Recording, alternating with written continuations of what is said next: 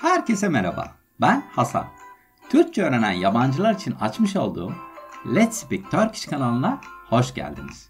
Bu kanalda 2 haftada bir sizler için seçmiş olduğum konularla alakalı podcastler hazırlıyorum. Türk kültüründen Türkiye'de yetişmiş ünlü kişilere, Türkiye'de bulunan önemli tarihi yerlerden Türk diliyle alakalı konulara, ayrıca kişisel gelişim konularından ilginizi çekebilecek teknolojik konulara kadar farklı konularda sizlere bölümler hazırlıyorum. Amacım Türkçe olarak dinlediğiniz bir konuda anlama kapasitenizi arttırmak ve kelime dağarcığınızı zenginleştirmek. Kanalıma hala abone olmadıysanız ücretsiz bir şekilde abone olabileceğinizi hatırlatmak isterim. Bugün uzun ve sağlıklı bir yaşamın sırlarını keşfetmek için buradayım. Bugün dünyanın dört bir yanındaki uzun yaşayan insanlardan ve bilimsel araştırmalardan ilham alarak yaşlanmayı nasıl yavaşlatabileceğimizi, ömrümüzü nasıl uzatabileceğimizi ve her yaşta zinde kalmayı nasıl başarabileceğimizi konuşacağız. Uzun yaşamın sırrı nedir sorusunu siz de sormuş olmalısınız. Çoğumuzun bu soruya verecek bir cevabı vardır elbette. Ancak gerçek cevap genellikle hiç de tahmin ettiğimiz gibi değildir aslında. Peki Japonya'daki Okinawa adasında 100 yılı devirenlerin sırrı sizce ne acaba? Akdeniz kıyılarındaki yaşlı insanların yaşam sırlarını ne kadar biliyoruz? Ya da bilim dünyası yaşlanmanın mekanizmasını çözme yolunda neler keşfetti? İşte bu bölümde sağlıklı beslenme, stres yönetimi, hareketin önemi ve daha birçok konuda konuşmak istiyorum. Belki de kendi hayatımızda uygulayabileceğimiz basit ama etkili değişikliklerle yaşam kalitemizi arttırabiliriz. Başlamadan önce önemli bir noktanın altını çizmek istiyorum. Benim biraz sonra anlatacaklarımın tümü yaptığım araştırmaların bir sonucudur. Tahmin edeceğiniz gibi ben bu konuda bir uzman değilim ve anlatacaklarım sadece bir tavsiye niteliğindedir. Uygulayıp uygulamamak tamamen sizlere kalmış tabii. Bu hatırlatmadan sonra kahvenizi veya bitki çayınızı hazırladıysanız benimle birlikte bu yolculuğa çıkmaya ne dersiniz? Uzun bir ömrün sırrını keşfetmeye hazır mısınız? Hazırsanız başlayalım o halde.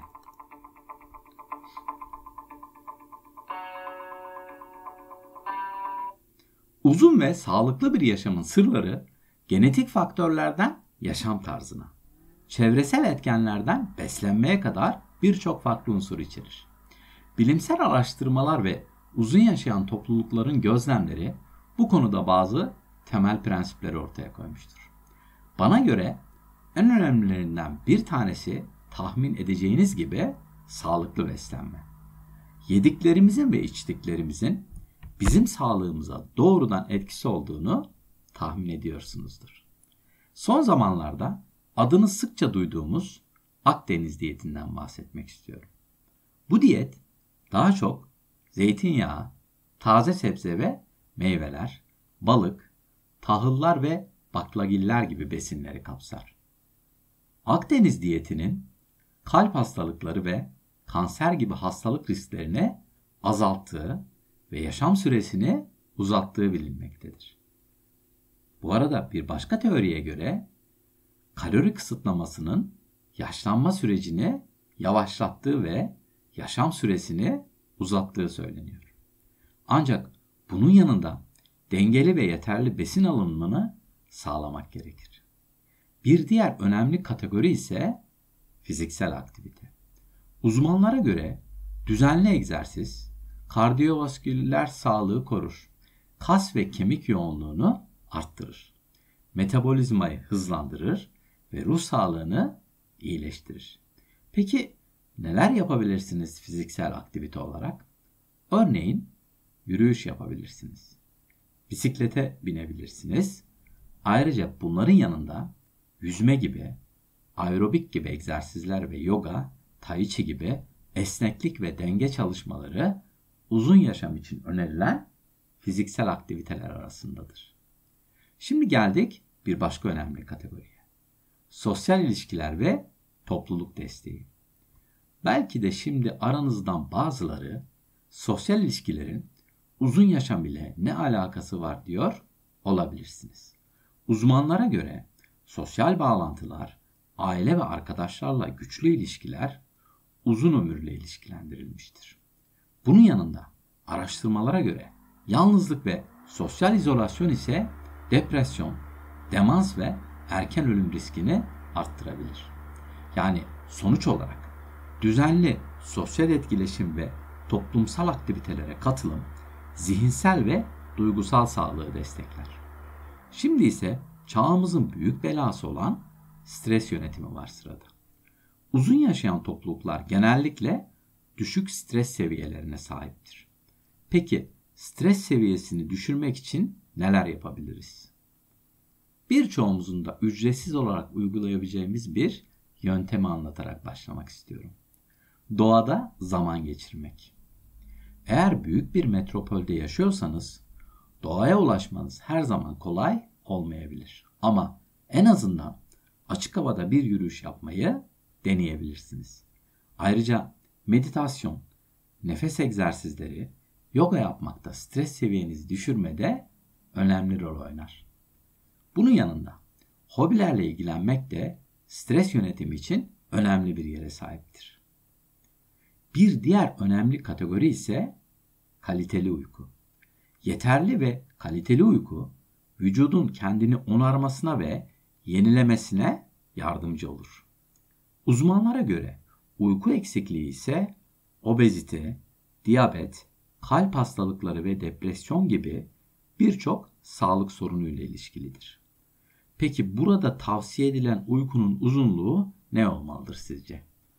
Uzmanlar her gece 7 ile 9 saat arası uyku önerir. Şimdi sırada bir başka ve bana göre çok önemli bir konu var. Pozitif bir zihniyet ve amaca sahip olmak. Yapılan araştırmalar uzun ömürlü insanların genellikle hayata karşı pozitif bir tutum sergilediklerini söylüyor. Şimdi sırada bir başka diğer önemli konu var. Düzenli sağlık kontrolleri.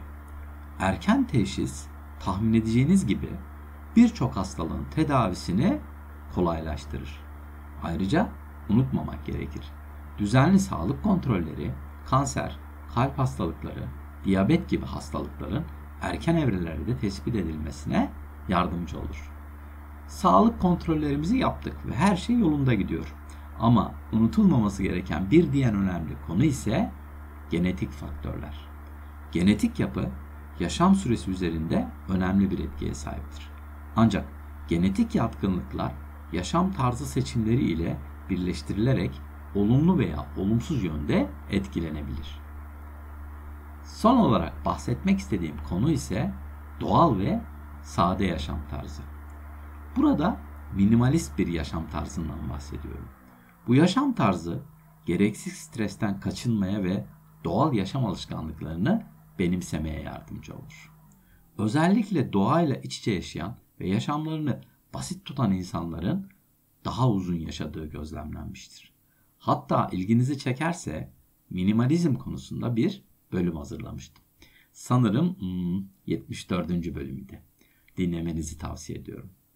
Bu faktörlerin tümü bir araya gelerek uzun yaşamın sırlarını oluşturur. Ancak her bireyin ihtiyaçları ve genetik yapısı farklıdır.